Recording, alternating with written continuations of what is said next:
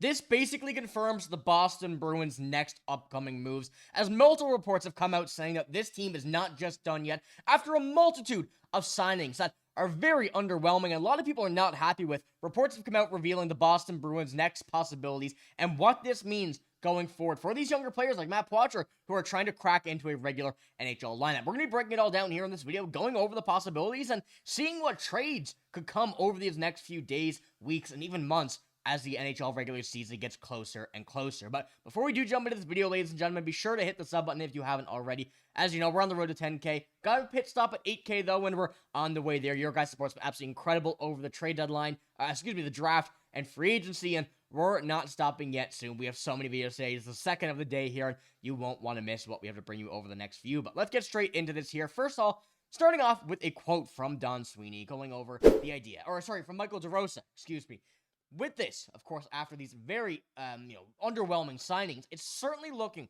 like the Bruins could have another trade or two up their sleeve before the season is here. They have way too many bottom six forwards, which is an issue worth noting. And when they have a desperately need for another legitimate top six winger, and this is something that we've been detailing for a little while. Something we've been waiting for actually throughout free agency was another winger coming into this lineup, a goal-scoring winger. The names like Brock Besser was mentioned with multiple teams, not a winger, but Marco Rossi from the Minnesota Wild. Now, of course, many players, Nikolai Ehlers being there as well.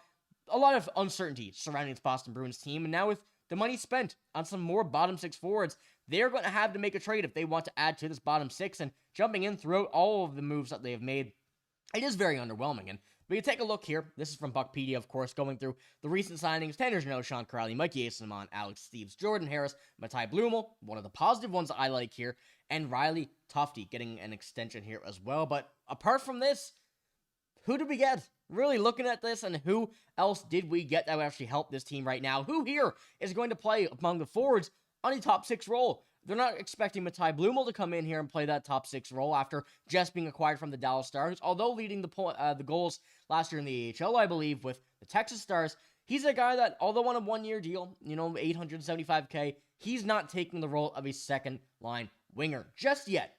We don't know about the future, but looking at these moves and going over what the Bruins needed to do, they missed on every mark. The bottom six was nothing that we really needed. We have so many young players now that are trying to crack into this lineup, many of which that we've been trying to see for the past 3 or 4 seasons, and yet to make this lineup. And Michael Sullivan, I think, sums it up here best on Twitter. You see, way too many bottom six players now. Got to think Don has something in the works. Otherwise, there's going to be a lot of odd health bombs. And you see the list there. Mark Kaslick, Mike Yassaman, John Beecher, Tanner Jeannot, Sean Kuraly, Fraser Minton, Matt Poitras, Marat Huznatina, Fabian Lysell, Georgi Merkulov. That's way too many to even justify having. And, the more the better, obviously, but when it comes to these types of players, a mix of older players who, will run a bottom six on a playoff team, a Stanley Cup winning team. We saw that with Mike Yassaman. Mark Kaslick is, I would consider that guy. Some of the bottom six that can really run a team, the energy line the Tampa Bay Lightning had a few years ago, but we have too many players as a rebuilding team that are not going to be in this lineup. And one that really concerns me is Matt Poitras. The guy who, although has been on the team a few years now, still extremely young, but we need to get him in this lineup sooner rather than later and get him to stay here. He needs that experience somewhere. And the Providence Bruins, as much as they're going to have a good team next year, they will not be the team that will be able to develop Matt Poitras into the player we want to see. So, all of this coming out and looking at it the way that it happens is one that really caused a lot for concern. Now, Lukas Reichel is one name that's been thrown around in trade talks as a potential top six winger, and we're going to jump into a little quote that we have here in a minute, but taking a look at his stats, he's a player that, although 70 games in the NHL, 65 last year, 23 the year before, has been a bit iffy in the NHL, last year being a career high in points with 22. He's a guy that really just hasn't caught that mark yet, and being in multiple reports from the Chicago Blackhawks over the past few seasons has given us a very good insight as to where things could go from here. And I'm very interested in this. And this is what this report is coming out with. Of course, Michael DeRosa once again. Thus, the Bruins will need to be a team to watch for the rest of the offseason. It feels possible that more changes could be on the way. And ultimately, there should be. The Bruins did not make any significant improvement with their roster through free agency, especially when it comes to their young scoring. Furthermore, if they head into training camp with this roster, they very well may be forced to place at least one NHL caliber forward on waivers before the regular season begins, more emphasizing the point of a trade. And now here we go from Frank Saravalli. Last summer, Blackhawks forward Lukas Reichel was a speculative trade candidate, but he wound up signing a low-cost 2-year deal, brief deal that was, to remain with the Blackhawks. But after the first year of that contract didn't go well, the trade speculation is back, and Daily Faceoff's Frank Cervalli reports that interest in Reichel has started to pick up in recent days, with teams viewing him as more of a secondary target at this point. Now, when it comes to secondary targets, of course, the Bruins will be looking for a primary. That's for sure. But a guy like Lukas Reichel, who has been in a team where it's very young, it's a lot of good players on that team, but they just haven't got that click of development just yet. He's a guy that is trying to make this top 6, and he's someone who has played in the top 6 for the Blackhawks, and although he has not played with the right group of players just yet, a top 6 in a different organization would look very different for him, and I really think that it would catch that wave of development that they're looking for. And not to mention as well, new head coach Marco Sturm is from Germany, and as we go back and take a look here at Lukas Reichel, he is also from Germany. So I feel like this is something that the Bruins have a bit more of an advantage compared to other teams on being in a guy like Lukas Reichel. And I'm not saying Lukas Reichel is, a bad player just yet, 23 years old still, so he still has a lot of room to develop, but he's a guy who really seems like the Blackhawks are losing hope on him. We almost saw it a few years ago when that trade happened, but they kind of went over the deal, happened, and now you see only 38 points in 2 seasons. It's not the best, and a trade option for him would be a very good one to see for the Boston Bruins here. And at a $1.2 million deal for the final year coming up this year, he will be an RFA at the end of next season. I think the Bruins should really make an effort here to go out and make this trade before the season.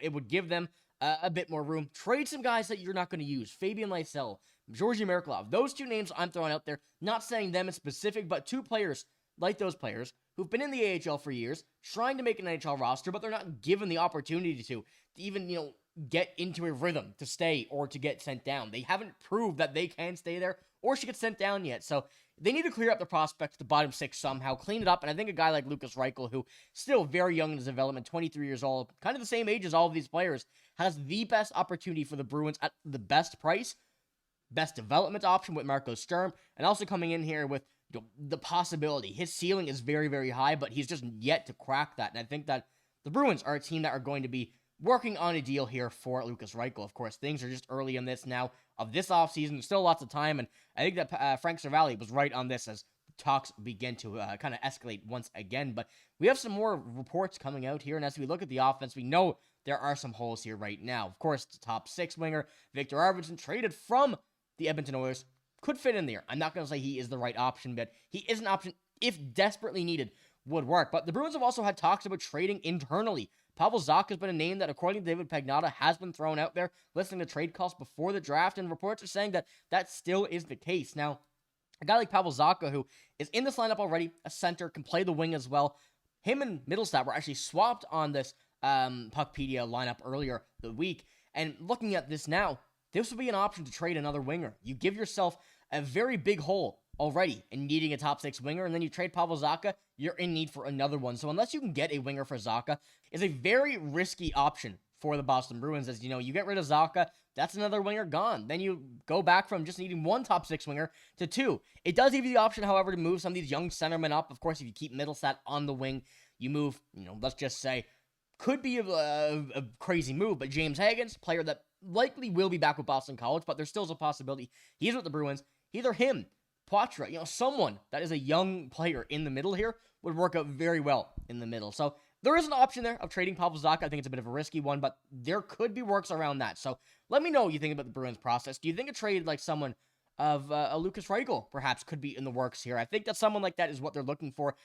Not necessarily a top 6 winger, but you slot him in there, he will work out better than majority of what the Bruins have right now. So let me know what you think about that there in the comments below. But this is all I have in this video. If you did enjoy, give it a like, hit the sub button as well. I'm signing out though. Thank you for watching. Hope you have a great day. See you later.